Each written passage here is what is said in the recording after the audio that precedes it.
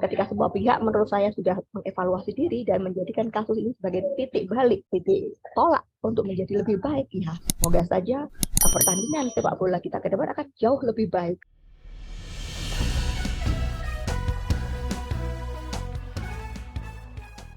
Salam perspektif baru untuk Anda, pemirsa acara ini di media sosial YouTube dengan nama akun Perspektif Wimar TV.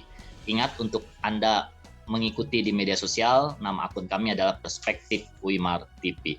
Kita kembali mengikuti acara Wawancara Khusus Perspektif Baru bersama saya Hayat Mansur sebagai co-host. Dan narasumber kita kali ini adalah beda dengan narasumber-narasumber yang lainnya. Karena kita membahas topik yang sangat berbeda dari sebelum-sebelumnya.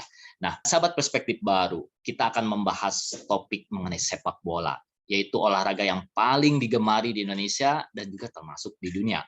Apalagi saat ini ratusan juta pasang mata sedang tertuju kepada pesta sepak bola dunia, yaitu Piala Dunia FIFA 2022 yang digelar di Qatar pada 20 November hingga 18 Desember. Namun sebelumnya, perhatian dunia tertuju kepada sepak bola Indonesia. Bahkan nama Indonesia disebut berkali-kali dalam beberapa liga sepak bola Eropa. Sayangnya, pemberitaan mengenai sepak bola Indonesia bukan mengenai laga di lapangan hijau, tapi mengenai peristiwa yang sangat menyedihkan, yaitu tragedi di Stadion Kanjuruhan, Malang, Jawa Timur pada 1 Oktober 2022. Kita akan membahas mengenai tragedi Kanjuruhan dari perspektif jurnalis yang biasa meliput kegiatan-kegiatan atau peristiwa-peristiwa yang terjadi di Malang, yaitu yang biasanya kami akrabnya memanggilnya pakai Mbak Dahlia Irawati, jurnalis Kompas. Halo Mbak Dahlia. Halo Pak Hayat, selamat siang. Terima kasih sudah bergabung di Wawancara Perspektif Baru. Nah, Mbak Dahlia ini asli Malang ya? Saya asli Kediri, tinggal Asli lama Kediri. di Malang. Nah, tapi liputannya adalah di kota Malang. Di Malang. Mbak Dahlia, hari Sabtu tanggal 1 Oktober 2022 menjadi masa kelam bagi sepak bola Indonesia dan juga tentunya bagi masyarakat Indonesia dan masyarakat dunia. Ini karena tragedi di Stadion Kanjuruhan seusai laga antara klub tuan rumah Arema FC melawan Persebaya Surabaya berakhir dengan kerusuhan dan kepanikan yang menewaskan sekitar 130 nyawa lebih hilang secara sia-sia dan menjadi tragedi sepak bola terbesar kedua dalam sejarah dunia. Nah, bagaimana perspektif Anda terhadap tragedi Kanjuruhan ini? Terima kasih Pak Hayat. Sebagai jurnalis, kalau saya boleh dibilang terhadap tragedi Kanjuruhan ini, sebenarnya memang mau nggak mau adalah tragedi yang memilukan, ya. Adalah semacam musibah yang tidak pernah diduga sama sekali di tanah air terutama, ya. Seperti itu tidak pernah kita membayangkan laga yang luar biasa sebenarnya selama ini menggembirakan, dinanti-nanti bukan hanya oleh kaum pria, tapi juga oleh keluarga. Banyak juga selama ini keluarga, bapak, ibu, anak itu datang ke stadion untuk menyaksikan laga sepak bola, terutama di Malang. Itu sudah semacam kayak refreshing selama ini. Pada 1 Oktober kemarin, itu menjadi hal yang luar biasa memilukan. Semacam titik balik yang kemudian menyentak kesadaran kita bahwa ada yang salah dengan tata kelola olahraga mungkin, ya, atau boleh dibilang adalah pertandingan sepak bola di kita, terutama dalam kasus ini adalah di Arema FC pertandingan itu.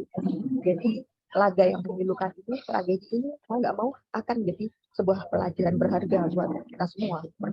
Bukan hanya untuk klub, untuk pemain, jurnalis, tapi untuk semua pihak. Menurut saya mulai dari supporter, mulai dari penyelenggara, mulai keamanan, hingga kepada masyarakat umum. Seperti itu kalau menurut saya, Pak Hayat. Nah, Mbak Dahlia, kalau saya lihat di televisi dan juga pemberitaan dengan media, itu pada saat laga antara Arema FC melawan Persebaya Surabaya, penontonnya banyak sekali. Nah, sebenarnya bagaimana sih budaya sepak bola bagi masyarakat Malang khususnya dan Jawa Timur? Sepak bola mungkin secara umum di Indonesia, di Malang juga merupakan sebuah laga yang dinantikan sebenarnya, menjadi sebuah tempat hiburan. Kalau bahasa sekarang ada tempat healing untuk para pecintanya seperti itu. Seperti tadi saya bilang bahwa itu bukan hanya sekedar untuk kaum Adam ya, tapi untuk semua, mulai dari anak-anak sampai keluarga gitu, sampai mungkin nenek seperti itu, semuanya datang sebelum kejadian ini.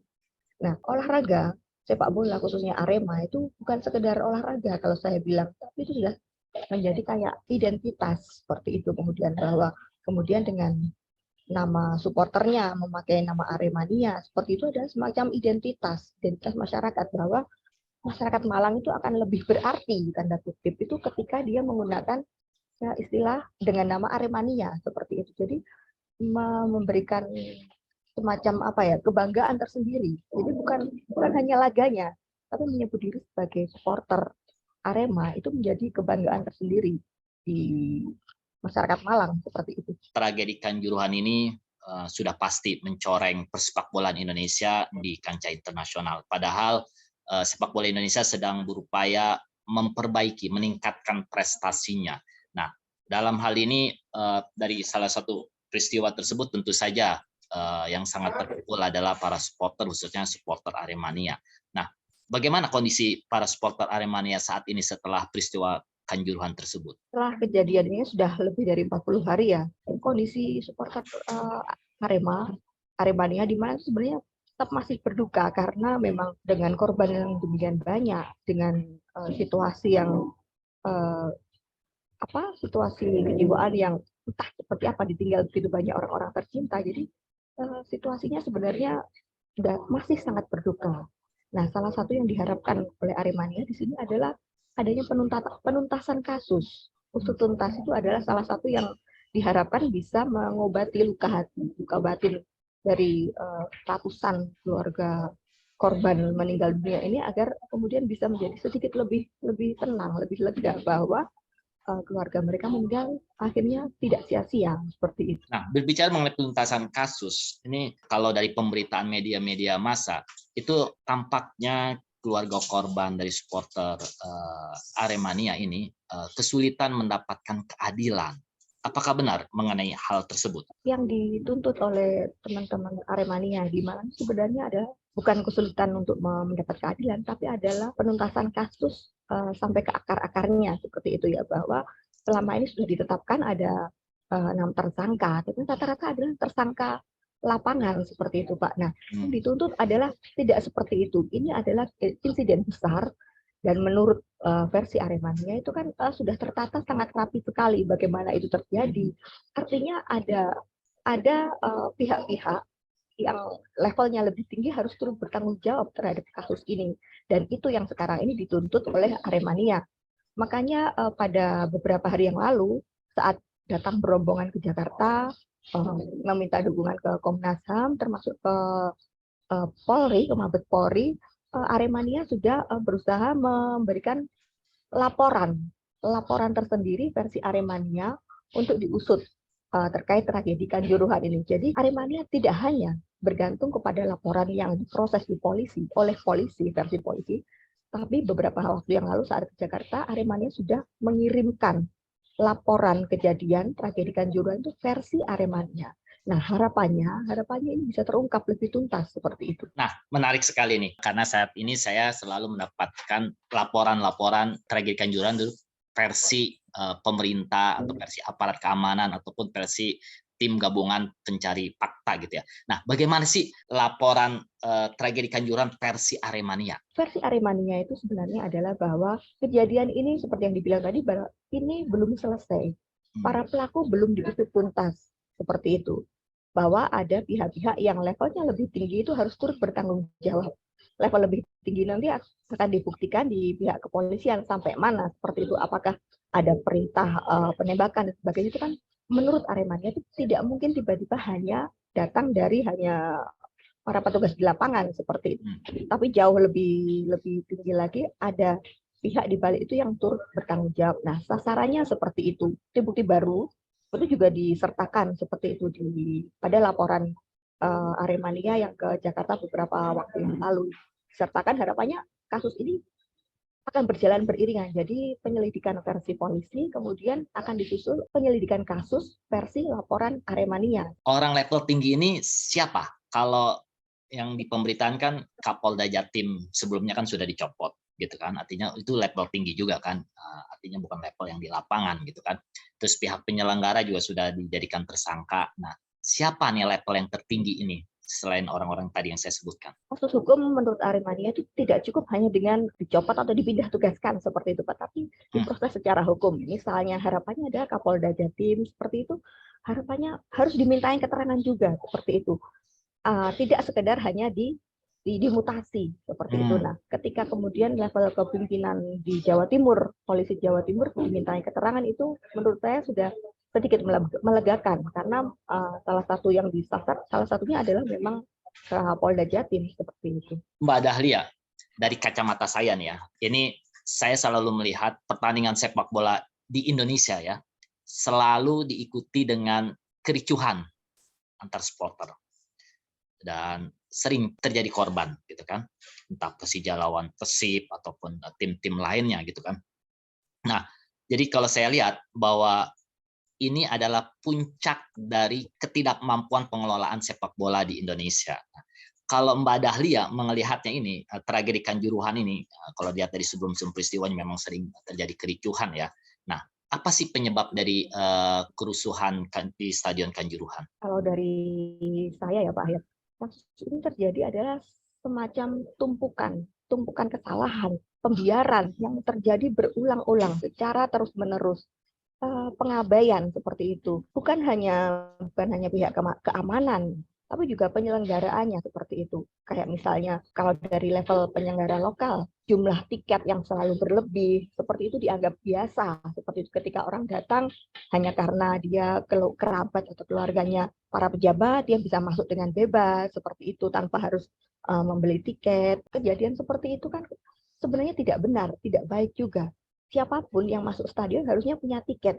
Bukan karena dia adalah kerabatnya pejabat, dia bisa masuk dengan bebas. Karena itu akan menentukan kapasitas di stadion. Nah, kasus seperti ini terus berulang dan diabaikan, dianggap tidak salah. Seperti itu. Nah, ketika ini kemudian menumpuk sampai kasus kemarin, saya melihatnya ini penumpukan. Salah satunya adalah itu. Kemudian soal supporter selama ini misalnya kalau kalau pihak Aremania mau sedikit berlapang dada turun ke lapangan itu kan sangat menyalahi aturan seperti aturan FIFA seperti itu ya. Nah, selama ini meskipun hanya untuk memberikan say hello atau apa, itu kan terus terjadi.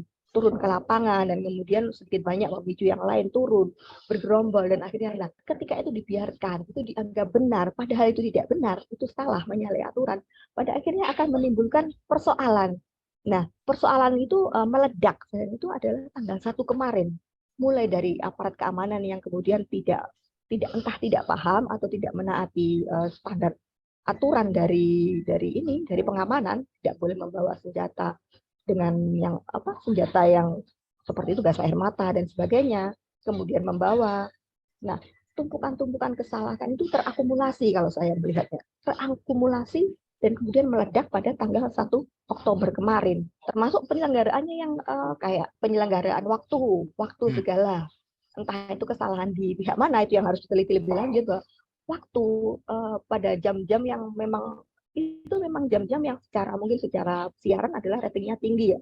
Cuman kan itu cukup berbahaya. Analisa dari pihak kepolisian juga mengatakan itu tidak benar, itu berbahaya. Itu dianggap wajar selama ini karena mengikuti mengikuti kepentingan satu dua pihak. Nah, semuanya terkumpul jadi satu, terakumulasi dan kemudian meledak tanggal 1 Oktober. Itulah kalau menurut saya ini adalah peran semua pihak.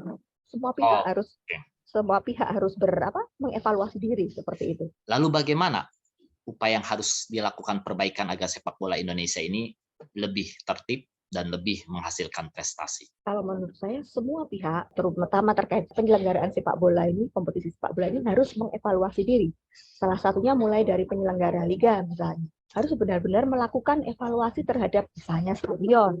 Apakah benar-benar layak digunakan? Apa yang kurang?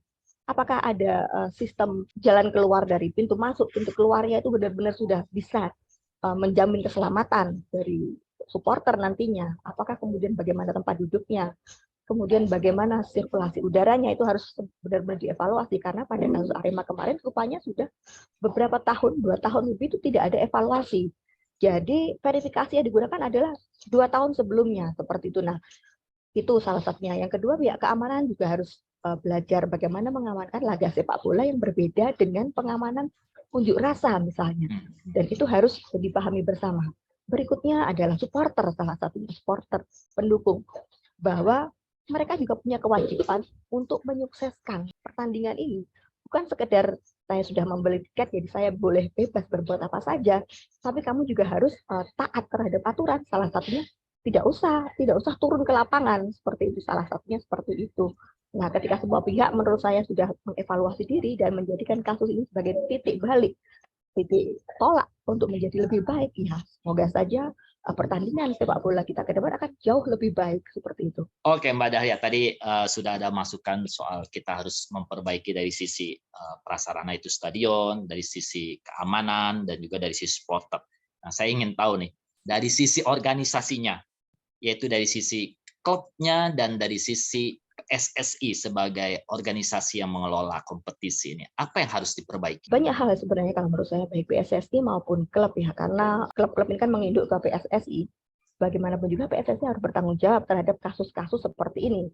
Tidak bisa kemudian seperti sekarang, yang kritik yang sekarang dirasakan menyakitkan bagi Aremania adalah ketika kasus ini belum tuntas sama sekali, ketika kesakitan warga Malang belum terobati, mereka malah lebih sibuk untuk melakukan reforma atau apalah istilahnya, melakukan penataan organisasi. Sama sekali tidak ada empati gitu yang dirasakan. Nah, boleh menata organisasi mulai dari bagaimana aturan FIFA itu dipegang kuat oleh PSSI. Nah, itu tidak boleh ada celah ketika itu disikapi hanya, misalnya tidak boleh hanya sebagai kertas kosong yang dijadikan hanya sebagai apa ya? Hanya sebagai panduan gitu aja, tapi harus ditaati. Nah, dari klub juga harus benar-benar dia menata bagaimana menyelenggarakan yang baik. Pada kasus Arema ini yang kami temukan, Kompas temukan adalah bahwa Panpel pun itu tidak memiliki legalitas. Jadi tidak ada SK bahwa dia adalah seorang Panpel. Nah, itu salah satu kritik yang ya mau nggak mau itu tidak bisa dibiarkan terus-menerus, itu harus diperbaiki. Nah, dari segi banyak yang harus diperbaiki, saya merasa ajaib bahwa Indonesia bisa lolos dari sanksi FIFA, gitu loh. Ya, ada perasaan senang dan ada perasaan aneh, ajaib gitu loh. Nah, kalau dari sisi Mbah Dahlia dengan kita lolos dari sanksi FIFA, bagaimana perspektif Anda? Internal FIFA memang banyak juga kabar-kabar yang tidak menyenangkan ya, seperti itu terkait FIFA. Cuman bagaimanapun memang sepak bola ini menginduknya ke FIFA, jadi mau nggak mau harapannya kita bisa mendorong ketika kita sudah baik, kita bisa memberikan posisi tawar yang lebih baik gitu ke FIFA. Mau nggak mau bahwa memang semua orang bingung, bersyukur tapi juga kenapa bisa lolos ya, semua menjadi tanda tanya seperti itu. Tapi ya kita nggak usah, kalau saya lebih baik kita fokus, kita kerjakan dulu apa yang ada di depan kita perbaiki dulu, kita sesuai standar FIFA, karena memang kita untuk standar FIFA-nya saja kita masih tertatih-tatih gitu ya. Selesaikan dulu. Nah, di luar itu kita ya berharap semoga nanti kita bisa bersuara lebih lantang untuk mengarah kepada seruan untuk perbaikan terhadap FIFA sendiri, seperti itu. Apa kunci untuk sepak bola kita bisa bangkit atau bisa setertib seperti liga-liga Eropa? Kalau menurut saya adalah mengevaluasi diri sendiri. Mengevaluasi diri sendiri itu banyak. Dari semua pihak itu harus mau mengevaluasi sendiri. Bahwa tidak ada hal yang sempurna, bahwa kekurangan itu pasti ada. Nah, itu yang harus dievaluasi secara kontinu, terus-menerus. Seperti itu, tidak cepat merasa puas. Seperti itu, Pak. Oke, terima kasih Mbak Dahlia. Jadi saya hanya menggarisbawahi bahwa kata kunci kita, mari kita mengevaluasi diri kita masing-masing, termasuk kita sebagai supporter, terutama agar tragedi Kanjuruhan di Malang tidak terulang lagi di Indonesia. Dan kami sangat berduka cita atas kejadian tragedi Kanjuruhan Malang. Terima kasih, sampai jumpa di wawancara perspektif berikutnya.